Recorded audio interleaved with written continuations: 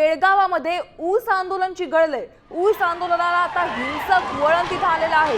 आंदोलकांची हत्तारगी टोलनाका परिसरात जोरदार दगडफेक सुरू झाली आहे। सरकार लक्ष देत नसताना आंदोलक आक्रमक झालेले आहेत। आपण पाहतोय गेल्या काही दिवसांपासून ऊस दर निश्चितबाबत सीमा भागातील शेतकऱ्यांचे आंदोलन सुरू होतं आणि या आंदोलनाला आता हिंसक वळण आलेलं आहे।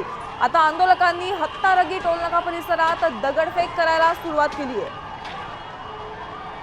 आमचे प्रतिनिधी रणजित माजगावकर यांच्याकडून अपडेट जाणून घेऊया। रणजित, बेळगावमध्ये ऊस आंदोलनाला हिंसक वळण आल्याचं समजतंय, काय अपडेट्स आहेत?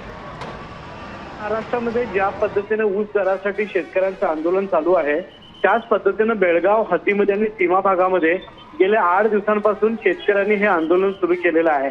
मात्र कर्नाटक राज्य सरकार किंवा बेळगाव प्रशासन याकडे गांभीर्याने पाहत नसल्यामुळं या आंदोलनाला आज हिंसक वळण लागलेलं आहे।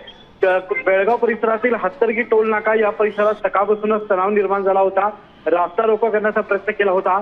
यावेळी शेतकरी ऐकण्याच्या मनस्थितीत असल्याने या आंदोलनावर पोलिसांनी लाठीचार्ज केलेला आहे आणि या आंदोलनाला आता गालबोट लागलेला आहे।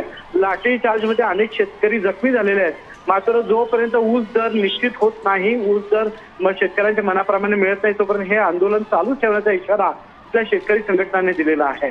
रणजित, गेल्या किती दिवसांपासून हे त्यांचं आंदोलन सुरू आहे? गेली 8 दिवस सीमा भागामध्ये कर्नाटक परिसरातल्या बेळगाव जिल्ह्यामध्ये हे आंदोलन सुरू होतं।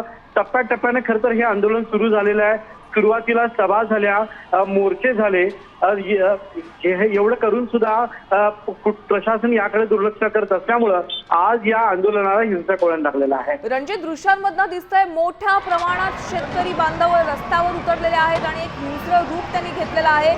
या ठिकाणी पोलिसांचा देखील मोठ्या प्रमाणात बंदोबस्त पाहायला मिळतोय। या ऊस आंदोलकांची नेमकी भूमिका काय आहे, त्यांची मागणी काय आहे? खरं तर हा पुणे बेंगलोर महामार्ग आहे। या महामार्गावरील हत्तरगी जो टोल नाका आहे इथं हे आंदोलन सुरू झालेलं आहे। मोठ्या प्रमाणामध्ये इथं वाहतूक आणि प्रवाशांची ये जा असते। महामार्ग रोखून धरण्याचा प्रयत्न झाला होता। ऊस दर निश्चित करावा, FRP निश्चित करावी आणि शेतकऱ्यांना नियमाप्रमाणे FRP द्यावी अशी मागणी शेतकऱ्यांनी केलेली आहे।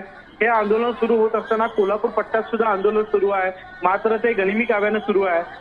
या परिसरात मात्र शेतकरी रस्त्यावर उतरत आहेत। शेतकऱ्यांनी मोठी रॅली काढली होती, मोठ्या सभा झाल्या होत्या।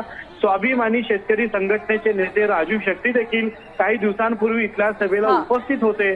त्यामुळे हे आंदोलन। धन्यवाद या सविस्तर माहितीसाठी। आपण पाहतोय पुणे बेंगलोर महामार्गावरती आता ऊस आंदोलनाला